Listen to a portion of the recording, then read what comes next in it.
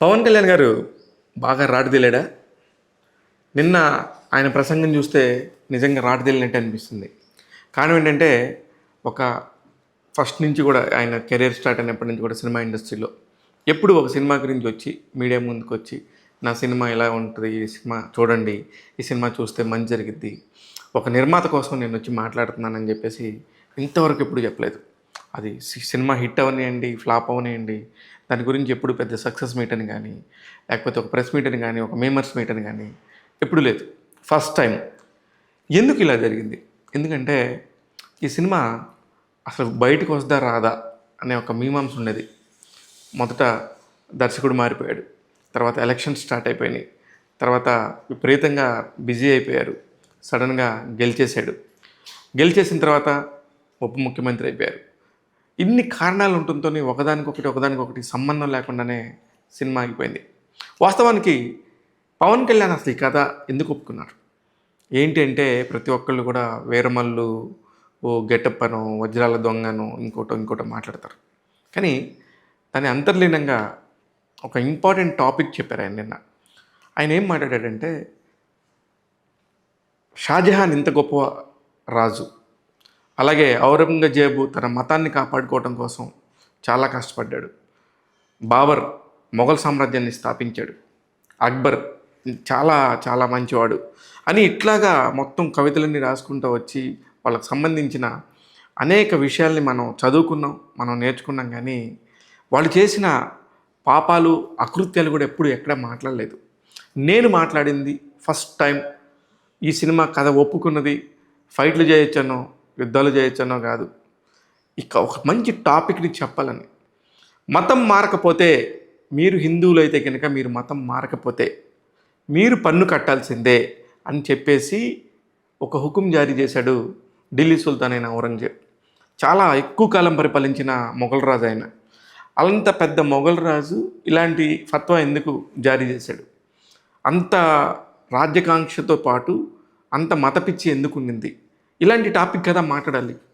ఇది కదా అసలు అసలు అసలు సమస్య. మొత్తం చరిత్రకారులందరూ కూడా చరిత్రను అలా ఎందుకు రాశారు? మన దగ్గర చరిత్ర లేదా?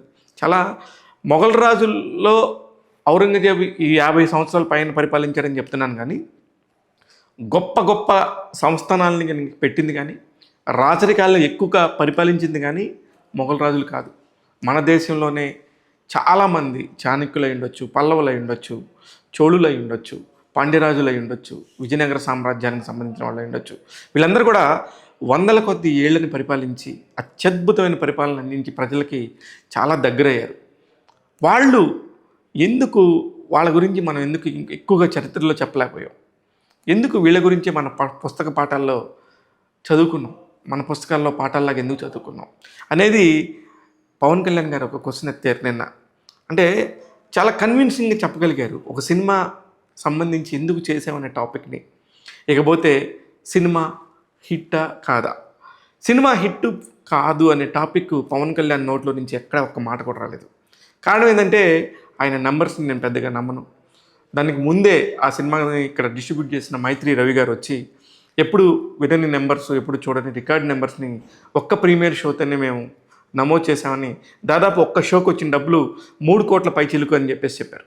అయినప్పటికీ కూడా వాటిని ఎక్కడా ప్రస్తావించలేదు పవన్ కళ్యాణ్ తన స్పీచ్ మొత్తంలో. ఇకపోతే సరదాగా మాట్లాడాడు. కూర్చొని మాట్లాడటానికి కంఫర్ట్గా లేను, స్పీచ్ల్లో మాట్లాడటం అలవాటైపోయింది, పోడియం కావాలంటూ సపరేట్గా ఒక పోడియం తెప్పించుకున్నారు. దానికి సరదాగా అలా నించొని అందరితో మాట్లాడతా ఇవన్నీ కూడా ఇప్పుడు నేను చేయాల్సి వచ్చిందని చెప్పాడు. ఇక సమావేశంలో అన్నిటికంటే ఫస్ట్ టాపిక్ తీసుకుందే, నేను పంచాయతీరాజ్ మంత్రిగా ఉన్నాను కానీ సినిమా పంచాయతీలు చేయడానికి కూడా ఉన్నానా అని చెప్పేసి తన మీద తానే జోకేసుకొని ఈ సినిమా రిలీజ్ అవ్వడానికి ఎన్ని పంచాయతీలు చేయాల్సి వచ్చింది, ఎంతమంది నిర్మాతల సహకారం కావాల్సి వచ్చింది, ఒక్క ఏఎం రత్నం గారి మీద నాకున్న గౌరవాన్ని కాపాడటం కోసం నేను ఎంతమందిని రిక్వెస్ట్ చేశానని చెప్పేసి చెప్తూ, ఈ సినిమాకి సంబంధించి రెమ్యునరేషన్ కూడా నేనేమి తీసుకోలేదు అనే విషయాన్ని కూడా ఆయన అలాగా చెప్పినట్టుగా చెప్పేశారు. అంటే ఒక సినిమాని కాపాడుకోవటం కోసం ఇంత దూరం ఫైట్ చేయాల్సి వస్తుందా? నాకు ఏది ఈజీగా రాదు, నాకు చాలా చాలా కష్టపడితేనే ఏదైనా వస్తుంది అని అనుకునే మనిషిని నేను. అంటూ అన్నిటికంటే ముఖ్యంగా ఒక గొప్ప టాపిక్ తీసుకొచ్చి ఒక గొప్ప మాట చెప్పారు. అందరూ 2019లో మొదటిసారి నేను పోటీ చేసి ఓడిపోయినప్పుడు ఒక్క సీటు కూడా రాలేదు అన్నప్పుడు అందరూ వచ్చి ఈడు ఎలా ఫీల్ అవుతాడని చెప్పేసి చాలా క్యూరియాసిటీగా ఎదురు చూశారు. నా ఫేస్ ఎలా ఉంటుంది, నేను ఎలా మాట్లాడతానని. కానీ నాకు అనిపించింది, నేనేంటి ఎక్కడో నెల్లూరు వీధుల్లో తిరిగినోడిని, అసలు పెద్దగా చదువు లేదు, నెల్లూరు వీధుల్లో తిరిగినోడిని, ఒక సినిమా నటుడు అవటం ఏంటి, సినిమాలో స్టార్గా ఎదగటం ఏంటి, ఫైట్స్ నేర్చుకోవటం ఏంటి, అక్కడ దాకా వెళ్ళటం ఏంటి, ఇంతమంది ప్రేక్షకుల ఆదరణ ఏంటి, ఇంత చేసినోడిని సరే పార్టీ పెడితే పోయేదే ఉంది, పార్టీ పెడితే నేనేంటి, ఒక సీట్ రాకపోతే రాకపోయింది, గెలవకపోతే గెలవపోయాం, పార్టీ పెడితే నేనేంటి అని చెప్పేసి ఇది కదా విజయం అంటే అనుకున్నాను. నాకు ఆ రోజు 0 సీట్స్ వచ్చినా సరే నాకు ప్రాబ్లం రాలేదు, ఓడిపోయినా ప్రాబ్లం రాలేదు. ఇది కదా విజయం అంటే అనిపించేది నాకు. అంటే మనం నడిచొచ్చిన బాట ఎంత గొప్పగా ఉంది, ఎక్కడి నుంచి ప్రారంభమయ్యాం, ఎక్కడి దాకా వచ్చామనేదే నేను చూస్తాను తప్ప గెలుపు ఓటములు నేను చూడనని చెప్పాడు. నిజంగా hats off to Pawan Kalyan garu. ఎందుకంటే ఎంతోమందికి స్ఫూర్తిది. ఇవి ఒక సినిమా గురించో, ఒక సినిమా టాపిక్ గురించో అక్కడికి వచ్చి మాట్లాడారు, కానీ మాట్లాడిన మాటలన్నీ ఏంటి, అసలు సమాజానికి సంబంధించి ఆయన ఏమనుకుంటున్నారు, ఆయన ఎలాంటి స్టాండ్ తీసుకొని నిలబడ్డారు, ఇలాంటివన్నీ కూడా మాట్లాడారు. ఇక ఫైనల్గా హరిహర వీరమల్లు 2 ఆల్రెడీ ఒక 30% అయిపోయింది, ఇంకా కూడా ఫ్యూచర్లో కూడా చేస్తానని చెప్పాడు. అన్నిటికంటే ఆ కార్యక్రమంలో డైరెక్టర్ జ్యోతికృష్ణ మాట్లాడుతూ కళ్ళమ్మ నీళ్లు పెట్టుకుని ఏడ్చేశాడు. వాళ్ళ అమ్మగారు అన్నారంట, అరే నీకు ఈ సినిమా హిట్ కొట్టి కానీ ఇంటికి రావద్దని. ఫైనల్గా ఈ సినిమా రిలీజ్ అవటమే వాళ్ళకి పెద్ద హిట్. సినిమాలో కంటెంట్ ఎలా ఉంది, విఎఫ్ఎక్స్ ఎలా ఉన్నాయి, వీటన్నిటి మించి ప్రతి ఒక్కళ్ళు మాట్లాడుతున్నారు. కానీ టెక్నాలజీ ఏముంది, మనం నేర్చుకుంటాం. కానీ ఒక కథ చెప్పాలనుకున్నాం, ఆ కథ చెప్పేశాం. ఆ కథ చెప్పటమే మా విజయం అన్నాడు పవన్ కళ్యాణ్. రిలీజ్ అవటమే పెద్ద విజయం అని చెప్పి ఏఎం రత్నం అన్నారు. ఇలాగా ప్రతి ఒక్కళ్ళ పాయింట్లోనూ ఒక సినిమా గురించి ఇంత డిస్కషన్ జరుగుతుంది.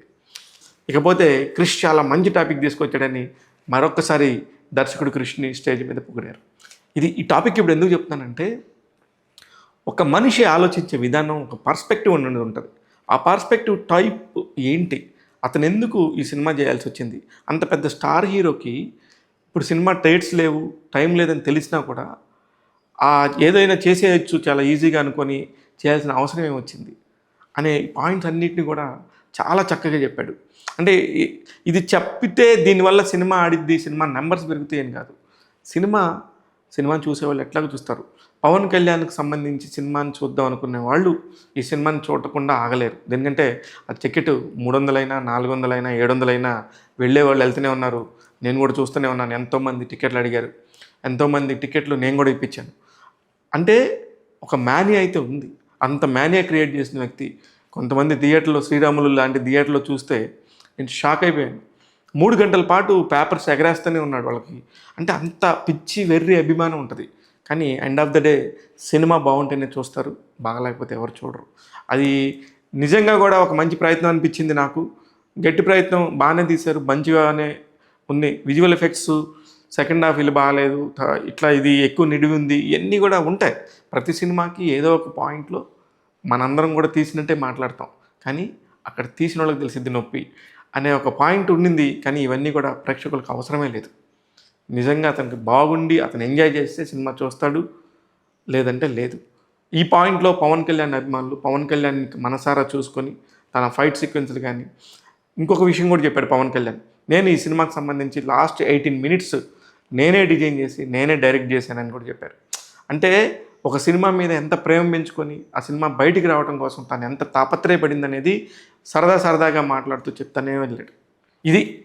ఈ టాపిక్ ఎందుకు చెప్పానంటే, హరిహర వీరమల్లు అనే సినిమాకి సంబంధించి ఎవరెవరు ఎంతెంత ఎక్కువ మాట్లాడుతున్నా వాటన్నిటికీ చాలా కూల్గా, హాయిగా అందరూ ఊరికనే ఇక్కడికి వచ్చానా, ఇంత దాకా వచ్చానా, ఇంత ప్రయాణం చేశానా, ఎన్నో దెబ్బలు తగిలితేను, ఎంతోమందితో పోరాడితేను, ఎన్నో చూస్తేనే ఇక్కడ దాకా వచ్చాం కదా, మీరు కూడా ఇలానే ఉండండి, ఎవరు వెనకడుగు వేయద్దు, మనల్ని ఎవరు ఆపేది అన్నట్టుగా మాట్లాడాడు. ఇది ఆ ప్రెస్ మీట్కి సంబంధించిన సారాంశం. సరే, ఒక మాట నాకు కూడా చెప్పాలనిపించింది, అంత జెన్యూన్ ఐటమ్తోని వాళ్ళు చేసిన సినిమాకి నిజంగా చాలా పర్ఫెక్ట్గా అనిపించింది నాకైతే. పవన్ కళ్యాణ్ స్వాగ్ ఎలా ఉంటుందో నేను ఈ సినిమాతో చూశాను. మీరు కూడా చూసి వీలైతే ఎంజాయ్ చేయండి. సినిమా నచ్చకపోయినా కూడా మనకు పోయే నష్టమే లేదు. చాలా లైఫ్లో చాలా వేస్ట్ అయిపోతూ ఉంటాయి. ఇది కూడా చూడాలని కానీ నేనేమి చెప్పట్లేదు. మీకు నచ్చి మీరు అభిమానించుకుంటేనే మీరు వెళ్ళండి. అదర్వైజ్ ఈ సినిమా గురించి ఎవరు గొప్పగా చెప్పారనో, లేకపోతే ఎవరో చెత్తగా ఉందన్నారనో ఎవరి మాటలు నమ్మొద్దు.